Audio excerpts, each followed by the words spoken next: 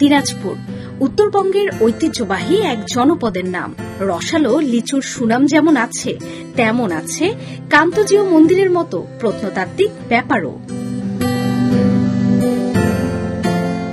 সেই দিনাজপুরেই বিকেএসপি গড়ছে ক্রীড়া শিক্ষার ভিত।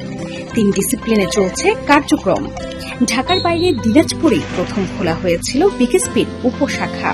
2020 সালের যুব বিশ্বকাপ ক্রিকেটে চ্যাম্পিয়ন বাংলাদেশ দলে 9 জন বিকেএসপির নিয়মিত খেলোয়াড় ছিলেন।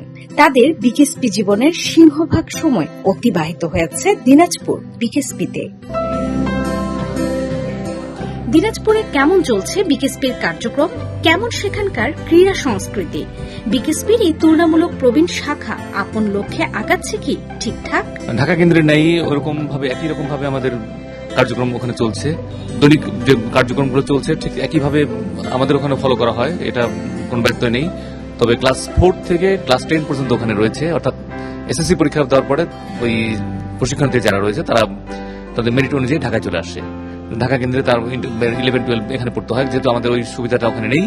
আমাদের ক্লাস 4 থেকে শুরু করে ক্লাস 10 পর্যন্ত কন্টিনিউ করতে হয়। কেন্দ্রীয় শাখার নিয়মে চলে বিকেএসপির এই উপশাখাও। ঢাকা থেকে রাখা হয় নিয়মিত খোঁজ। শিক্ষা কিংবা প্রশিক্ষণের মানেও করা হয় না কোনো কম্প্রোমাইজ। তখনই বলি যে হ্যাঁ, এই সমস্যা ফেস করছি বা এরকম করছি, মানে কর্তৃপক্ষ হিসেবে তারা সে বিষয়ে রেসপন্ড করেন সেভাবেই। হয়তো অফিসিয়াল প্রসেসের কারণে কখন কখন একটু সময় লাগে, কিন্তু এ ব্যাপারে মানে শতভাগ সমর্থন রয়েছে যে কিভাবে প্রমোট করা যায়, কিভাবে প্রবলেমগুলোকে, ব্যারিয়ারগুলোকে ওভারকাম করা যায়। এ ব্যাপারে সাজেশন, তাছাড়া ইনস্ট্রাকশন সবসময় প্রদান করে থাকেন। আর সেই অনুযায়ী মানে উই ফলো দ্য ইনস্ট্রাকশন এবং সাজেশন যেগুলো রয়েছে টু এক্সিকিউট, মানে আমাদের যা মানে কাজটা রয়েছে সেটাকে বাস্তবায়ন করতে। বিকেএসপির মহাপরিচালকও নিয়মিত খোঁজ খবর রাখেন দিনাজপুরের। এই কেন্দ্র নিয়ে তার চিন্তাও সুদূর প্রসারী। এখান থেকে উত্তরবঙ্গের ক্রীড়ার ভিত আরও পোক্ত করতে চান বিকেএসপির মহাপরিচালক। দিনাজপুর বাংলাদেশের দ্বিতীয় বড় আরটিসি, যেটা প্রাক্তন মরহুম প্রধানমন্ত্রী বেগম খালেদা জিয়া উদ্বোধন করেছিলেন 2002-এ আমার যতটুকু জানা মতে। এবং দিনাজপুর যদি আমি সক্ষম করতে পারি ছেলে মেয়ে সবাইকে নিয়ে, তাহলে আশেপাশের যে বিভাগীয় জেলাগুলো আছে রংপুর বিভাগের সবগুলোর অনেক সুবিধা হবে ওখানে খেলোয়াড়দের যেতে।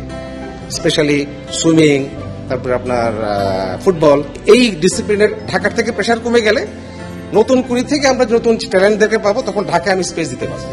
বিকেএসপি কোনো 100 মিটার স্প্রিন্ট নয়, বিকেএসপি এক দীর্ঘ পথের ম্যারাথন। ঢাকা কেন্দ্র থেকে দিনাজপুর কিংবা অন্য কোনো শাখা হল রিলে রেসের এক একটা মাইল ফলক। একের মশাল অন্যের হাতে তুলে দিয়ে শক্ত হয় ক্রীড়া চেন, লক্ষ্য করে গেম। BKSP news.